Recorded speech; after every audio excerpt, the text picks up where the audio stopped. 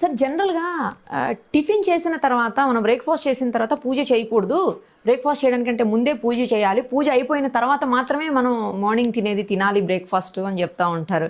అది నిజమేనా సార్? ఎందుకంటే టెంపుల్స్లో ఇప్పుడు మనం తిరుపతి కానివ్వండి, షిరిడి కానివ్వండి, లేకపోతే పెద్ద పెద్ద టెంపుల్స్ దేవాలయాల్లోకి వెళ్ళేటప్పుడు మనం మార్నింగ్ ఒక్కొక్కసారి 12 అవుతుంది, 1 గంటకు కూడా మనకు దర్శనాలు దొరుకుతూ ఉంటాయి.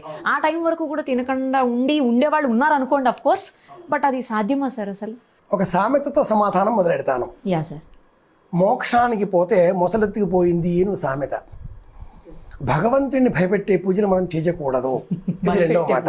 మరే దేవుడు కూడా జడుచుకునేలాగా మనం పూజలు చేస్తున్నాం, అలా చేయకూడదు.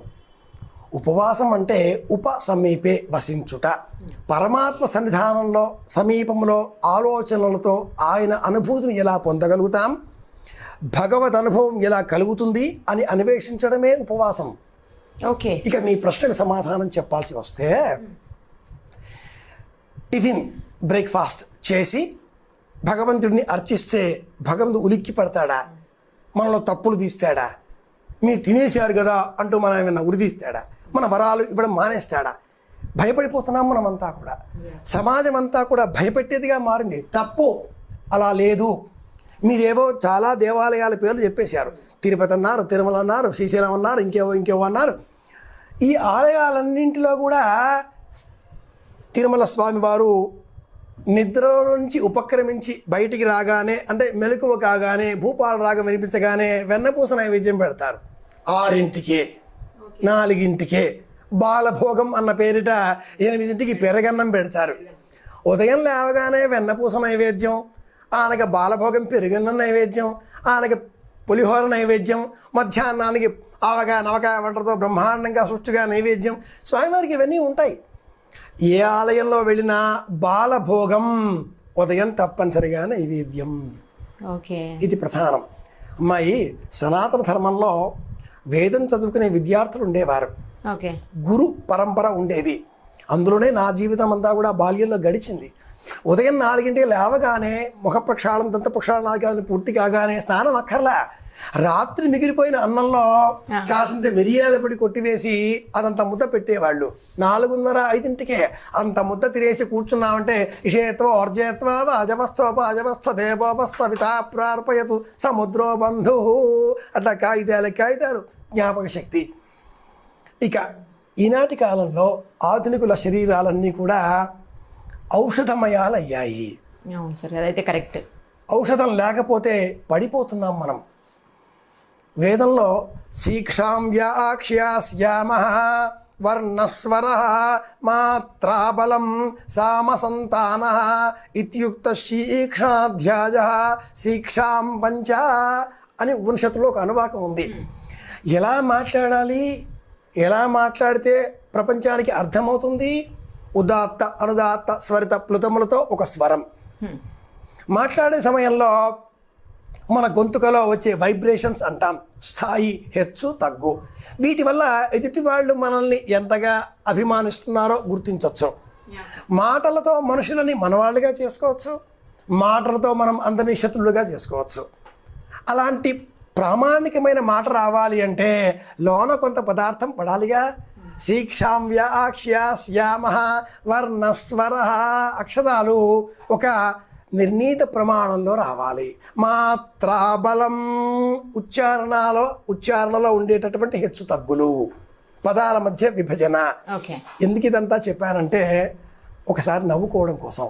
మాత్రాబలం అని చెప్పిన ఆ వేదకాలపు విజ్ఞానం అంతా పోయి, అంటే అక్షరాలలో ఉదాత్త స్వరిత ప్లుతములతో పదాలను వినియోగించడంలో వచ్చేటటువంటి మెళకువ, మర్యాదకరమైన వినయపూర్వకమైన ప్రవర్తన, మర్యాదకరమైనటువంటి స్వభావం, నవ్వేటటువంటి ఆ మాత్ర అంతా పోయి ఈ మాత్రలకు వచ్చేసాం మనం. మాత్ర బలం ఇలా మారిపోయాం. కనుక శంకుచక్రాల్లాగా షుగరు, బీపీ అందరికీ వచ్చేస్తున్నాయి. 8 ఏళ్ల వయసు వాళ్ళకు కూడా షుగరుట. టైప్ 1, టైప్ 2 అని అదేదో సినిమాలో ఆవిడ హీరోయిన్ కూడా మనల్ని వెక్కిరిస్తుంది. టైప్ 1, టైప్ 2, నేను అలా కాదు, నువ్వు ఇలా కాదు అని టైపులు చెప్తుంది. ఈ షుగర్ కూడా టైప్ 1, టైప్ 2 ఏమిటి? మానసిక ప్రవృత్తి. మన పైన మనకు నియంత్రణ లేకపోవడమే రోగానికి కారణం. మన మనస్సు పైన మనకు అధీనం కలిగితే మనం ఏదైనా జయించగలుగుతాం. ఆహారం తినకుండా కొంతమంది ఉండగలుగుతున్నారు. శరీరం సహకరించినప్పుడు, ఆత్మ బలం ఉన్నప్పుడు, మనిషికి బలం ఎలా వస్తుంది? ఆత్మశక్తితో వస్తుంది. ఆహారం ద్వారా వచ్చేటటువంటి బలం శరీర బలం, దిగ్బలం అంటాడు విశ్వామిత్రుడు. శరీరంతో వచ్చే బలమంతా కూడా దిగ్బలం, మనోబలం దైవబలం. ఈ మనోబలం రావాలి, ధ్యానంతో వస్తుంది. ఈ పూర్వకాలంలో మీరంతా కూడా వింటున్నారుగా, ఆ పదార్థం తినే సమయంలో తొలుతగా నెయ్యి వేసి 5 ముద్దలని ఇలా ధేను ముద్ర అంటారు. ఈ ముద్రతో స్వీకరించేటటువంటి వాళ్ళు ప్రాణాయ స్వాహ, అపానాయ స్వాహ, వ్యానాయ స్వాహ, ఉదానాయ స్వాహ, సమానాయ స్వాహ, ప్రాణాపాన వ్యానోదానామే శుద్ధ్యంతాం జ్యోతిరహం. లోన ఉండే అగ్నిహోత్రుడు ఈ 5 ద్వారా 5 సార్లు ఇలా వేసుకోవడం ద్వారా ఉత్తేజితుడై శరీరానికి 3 అందిస్తాడు. ఆ 3 ఓజస్సు, తేజస్సు, భ్రాజస్సు. టిఫిన్ చేసి పూజ చేయాలా వద్దా చెప్పాలి అంటే ఇవన్నీ ఏం చెప్తున్నారా అనుకోకండి, ఇవన్నీ అందులోకే వస్తాయి. మళ్ళీ ఈ తినే పదార్థము మనస్సుకు బలాన్ని ఇచ్చేది కావాలి. కుంభాలు వేస్తే శరీరానికి బలం వస్తుంది, మనస్సుకు బలం రాదు. మనస్సుకు బలం రావాలి అంటే ఈ తినే పదార్థము నాలో ఉండేటటువంటి ఆత్మశక్తికి అందిస్తున్నాను అన్న ధ్యాసతో తీసుకోవాలి. సనాతన ధర్మంలో వేళలు 4 జాములు అంటూ చెప్పబడ్డాయి. ఉదయం 6 నుంచి 9 వరకు ఇది మొదటి జాము. ఓకే, ఈ జాములో ఆహారం తీసుకోవాలి తప్పనిసరి, లేకపోతే పడిపోతాం. 6 to 9 తప్పనిసరి, ఇది ఆహారం తీసుకోవలసిన సమయం. ఆ తర్వాత 9 to 12, 9 నుంచి 12 ఇది రెండవ జాము. ఈ సమయంలో దేవతారాధనలు, వ్యవహారాదులు, లోకరీతులు ఏదైనా ఉంటే చేసుకోవాలి. 12 నుంచి 3 ఇది మూడవ జాము. ఓకే, ఈ సమయంలో లఘువుగా విశ్రమించాలి. ద్రవాహారం పాలు, అరటిపండు తీసుకోవచ్చు. 3 నుంచి 6 సాయంత్రం సమయం ఇది 4వ జాము. ఈ సమయంలో మౌనంగా కూర్చోవాలి, సంధ్య వార్చాలి. దీంతో పగటి కాలం పూర్తవుతుంది. 6 to 6 మార్నింగ్ 12 గంటలు. రాత్రి సమయం సాయంత్రం 6తో ప్రారంభమవుతుంది. 6 నుంచి 9 వరకు రాత్రి కాలానికి మొదటి జాము. ఓకే, అందులో 6 to 8 6 నుంచి 8 మధ్య సమయంలోనే ఆహారం తీసుకోవాలి. 8 దాటిన తర్వాత ఆహారం మన శరీరానికి రోగాన్ని తెచ్చిపెడుతుంది, విషమవుతుంది. రాత్రి 9 గంటలకు నిద్రకు ఉపక్రమించాలి. 9 నుంచి 12 వరకు నిద్రించవలసిన కాలం. ఉదయం తెల్లవారుజామున బ్రాహ్మీ ముహూర్తం 3 గంటల 45 నిమిషాలకు బ్రాహ్మీ ముహూర్తం. తెల్లవారుజామున అంటే రాత్రికి సంబంధించిన 4వ జాము 3 నుంచి 6 వరకు ఉండే సమయంలో కాలకృత్యాలు, స్నానాదికాదులు, సంధ్యావందనాదికాదులు అన్నీ కూడా పూర్తి చేసుకొని 6 గంటలకల్లా సూర్యునికి నమస్కారం చేసి ఫలహారానికి ఉపక్రమించాలి. ఇది పగటి కాలం 6 నుంచి 6 వరకు. రాత్రి కాలం సాయంత్రం 6 నుంచి తెల్లవారిన తర్వాత వచ్చే ఉదయం 6 వరకు ఉండే కాల ప్రమాణం. కనుక మనమంతా ఆధునికులం. శంకుచక్రాలు లాంటి షుగర్ బీపీలతో వ్యాధి పడబెట్టిన వాళ్ళం.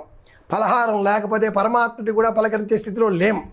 పరమాత్ముడైనా మన మనసు వైపు చూడాలి అంటే ఏదో లోపల వేస్తేనే, వెయ్యొద్దు అని ఏ భగవంతుడు చెప్పడు. శరీరం పడిపోయేంత స్థితిలో ఉంచి పరమాత్ముడిని మనం అర్చనలతో భయపడితే ఇవన్నీ కూడా దేవుడిని భయపెట్టే పూజలు అవుతాయి. కనుక శరీరం సహకరిస్తే ఉందాం. ఉండొచ్చా సార్? అదే తప్పకుండా. ఓకే, మనోబలం శాస్త్రంలో మట్టుకు 6 నుంచి 9 ఈ మధ్యకాలంలో స్వీకరించాలి. ఉగాది పచ్చడి 6 కల్లా తీసుకోవాలిగా. ఎలా చెబుతాం? ఎందుకు? అది శరీరానికి ఇచ్చేటటువంటి ఒక వైరస్ ఏది రాకుండా ఇచ్చేటటువంటి టిటనస్ లాంటి ఇంజెక్షన్ అని చెప్పుకోవాలి. లేదా ఏ వ్యాధి కూడా రాకుండా ఇచ్చేటటువంటి దీని ఏమంటారు తల్లి, ఇప్పుడు వ్యాక్సిన్ లాంటిది, అది వ్యాక్సిన్ అవుతుంది. సంవత్సరంలో ఏ రోగాలు రాకుండా మనం తీసుకునేటువంటి వ్యాక్సిన్ ఉగాది ఔషధ పచ్చడి 6ంటికే. రోజు కూడా ఉదాత్తంగా ఉత్తేజభరితంగా జీవితం గడపాలి అంటే 6 నుంచి 9 మధ్యలో ఫలహారం కాస్త. ఈ మధ్య ఒక పదం విన్నాం, అది బ్రంచ్ అన్న పదంతో వాడుతున్నారు. టిఫిన్ మానేసేసి, లంచ్ మానేసేసి మధ్యలో ఒకటి కొట్టేస్తున్నారు. ఏమిటి టిఫిన్ లేదా అంటే బ్రంచ్ అని చెప్పేస్తున్నారు.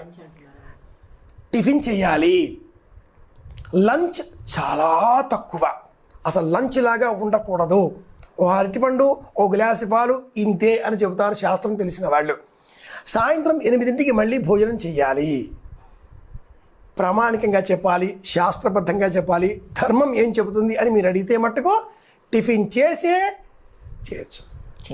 స్మృతి శాస్త్రాలలో వశిష్ఠ స్మృతి ఒకటి, గోభిల స్మృతి, పరాశర స్మృతి, అట్లాగే మనుస్మృతి, ఇది అందరికీ తెలిసి ఈ పేరు మనుస్మృతి. ఇటువంటివి 18 స్మృతి గ్రంథాలు ఉన్నాయి. అందులో ఒకటి వశిష్ఠ స్మృతి.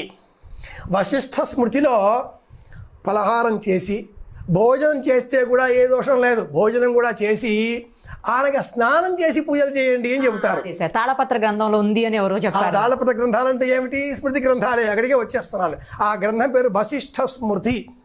అందులో మీ శరీరం సహకరించని పక్షంలో శుభ్రంగా భోజనం చేయండి, కానీ స్నానం చేసి భగవంతుడేమి ఇబ్బంది పడడు. ఆ తర్వాత ఈ తిన్న దోషం స్నానం చేస్తే పోతుందట.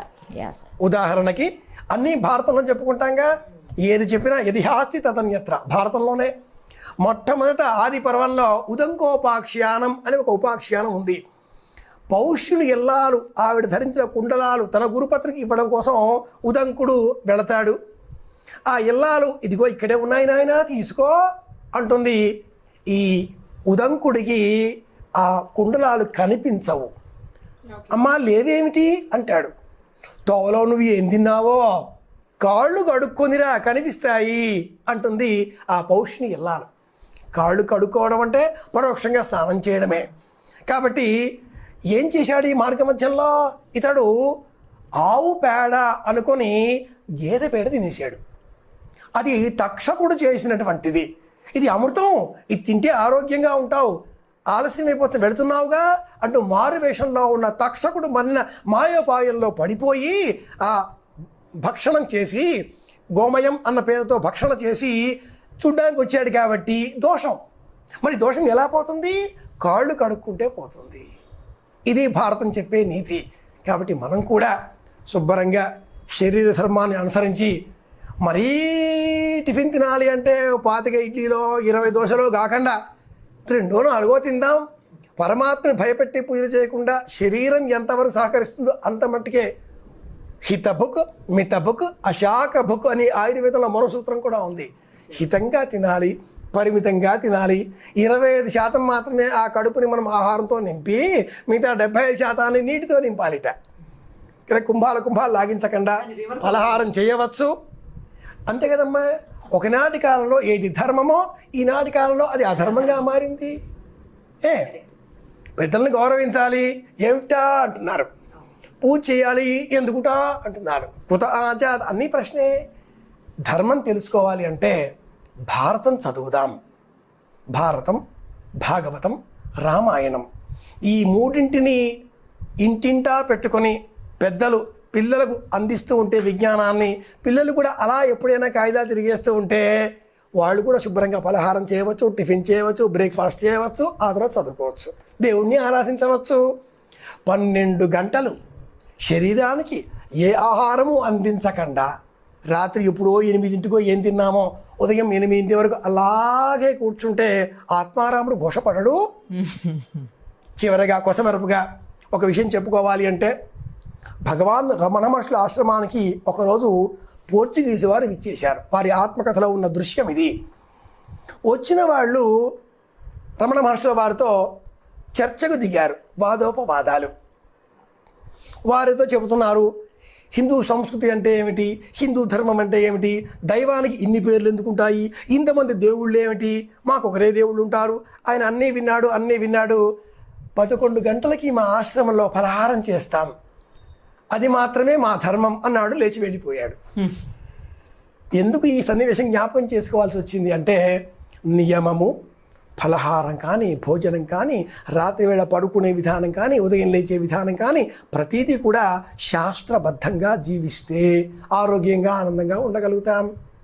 ఎక్కడ ఆరోగ్యంగా ఆనందంగా ఉంటామో ఐశ్వర్యం దానంతట అదే వచ్చి పడుతుంది. ఆరోగ్యంగా ఉండడం కంటే మించిన ఐశ్వర్యం ఏదైనా ఉంటుందా? ఆ ఆరోగ్యం కావాలి అంటే చక్కగా బ్రేక్ఫాస్ట్ పరిమితంగా చేద్దాం. రైట్ సార్, బాగా చెప్పారు. Thank you so much sir. Subhamastu.